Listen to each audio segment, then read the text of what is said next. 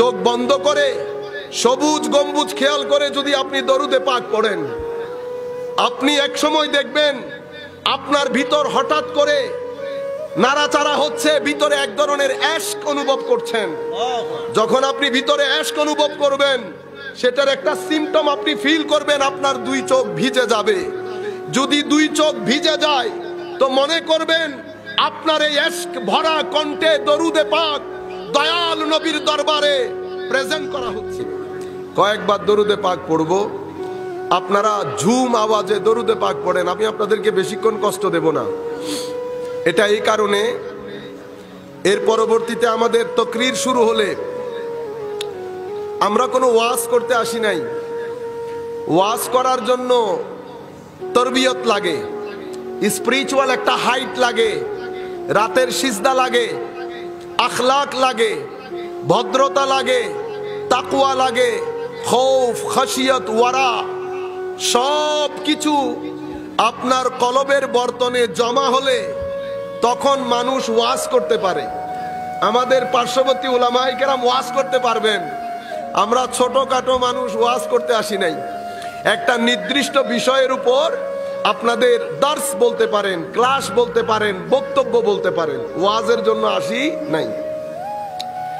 কিন্তু এই জিনিসটা আল্লাহর দরবারে কতটুকুন কবুল হবে আমরা বলতে পারবো না, কারণ আপনারা এতগুলা মানুষ, স্টেজের মধ্যে উলামায়ে কেরাম, আমাদের ভিতরে নফস, সামনে দুনিয়া, সামনে দুনিয়া, পেছনে শয়তান, এতগুলো পাড়ি দিয়ে ইখলাসের সাথে তাকওয়া পরহেজগারির সাথে কথা বলা আদৌ কতটুকুন সম্ভব হবে আমি জানি না। কিন্তু দরুদে পাক এমন একটা ইবাদত, আপনি যেভাবেই পড়বেন আল্লাহর দরবারে কবুল হবে। কোয়ালিটির মধ্যে ফারাক হতে পারে, কোয়ালিটির মধ্যে ফারাক হতে পারে, কিন্তু কবুল জরুর হবে। কেন জানেন? আমরা যখন দরুদ পড়ি আমরা কি বলি? আল্লাহুম্মা সাল্লি আলা সাইয়্যিদিনা মুহাম্মদ সাল্লাল্লাহু আলাইহি ওয়াসাল্লাম। এখানে ইবাদত কবুল না হওয়ার পেছনে মূল ভূমিকা যেজন পালন করে আমার ভিতরের আমিত্ব, আমার ভিতরের আমিত্ব। আমরা দেখেন না, আমি করেছি, আমি গিয়েছি, আমি দিয়েছি, সবকিছু না, নাওয়াইতু, আমি নামাজ পড়ার নিয়ত করছি, ঠিক না? সব কিছুর মধ্যে আমি আছে। যত জায়গার মধ্যে আমি থাকবে কবুলিয়তের মধ্যে কনফার্মেশন থাকবে। যত জায়গার মধ্যে আমিত্ব আছে, আমি যত জায়গার মধ্যে আছে, কিন্তু একটা জায়গার মধ্যে আমিও নাই, আমরাও, সেটা দরুদে পাক পড়ার সময় কি বলি? আল্লাহুম্মা, ও আমার মালিক, সাল্লি আলা মুহাম্মদ সাল্লাল্লাহু আলাইহি ওয়াসাল্লাম, আমাদের প্রিয় মাহবুব, আপনার প্রিয় মাহবুব সাল্লাল্লাহু আলাইহি ওয়াসাল্লামের উপর রহমত বর্ষণ করুন। আমিও নাই, আমরাও নাই, আমিও নাই, আমরাও নাই। সেই হেতু দরুদে পাক আপনি যেভাবেই পড়েন না কেন আল্লাহর দরবারে কবুল।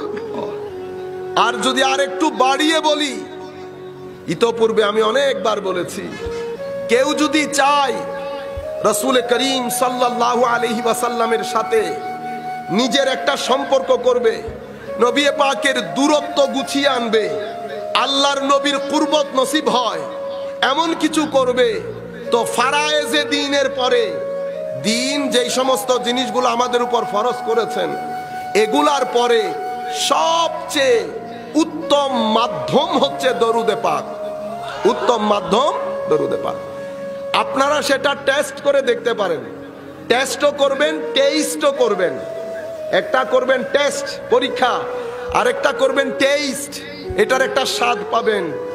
আমরা যখন রাতে আমাদের পরিবার পরিজন ঘুমিয়ে পড়ে, রাতের লাইট অফ হয়ে যায়, চোখ বন্ধ করে সবুজ গম্বুজ খেয়াল করে যদি আপনি দরুদে পাক পড়েন, আপনি এক সময় দেখবেন আপনার ভিতর হঠাৎ করে নাড়াচাড়া হচ্ছে, ভিতরে এক ধরনের অ্যাশক অনুভব করছেন।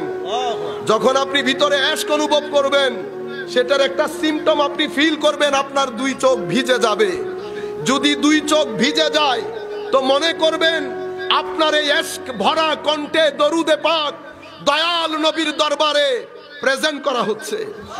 এটা যখন আপনি বারবার করতে থাকবেন, বারবার করতে থাকবেন, মোহাব্বত ভরা, ইশক ভরা দরুদ।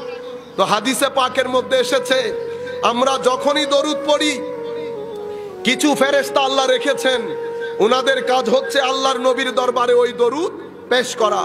তো দরুদ যখন পেশ করা হয়, সেখানে আমাদের নাম মেনশন করা হয়, আমার পারিবারিক, আমার বাবার নাম, আমার পরিচয়, আমি কোন এলাকার, এগুলা মেনশন করা হয়। হাদিসে পাকের মধ্যে এসেছে এইভাবে। তো বারবার যখন আপনার নাম মেনশন করা হবে, বারবার, প্রত্যেক দিন, প্রত্যেক সপ্তাহে, একবার না একবার নবী করিম সাল্লাল্লাহু আলাইহি ওয়াসাল্লাম চোখ তোলে তো তাকাবেন। ফেরেশতা, আমরা বলি না, একটু দাঁড়ান দাঁড়ান, এটা কি বলছেন, আবার বলেন নামটা, আমরা বলি না। তো গ্রামার সব জায়গায় এক ধরনের, গ্রামার সব জায়গায় এক ধরনের।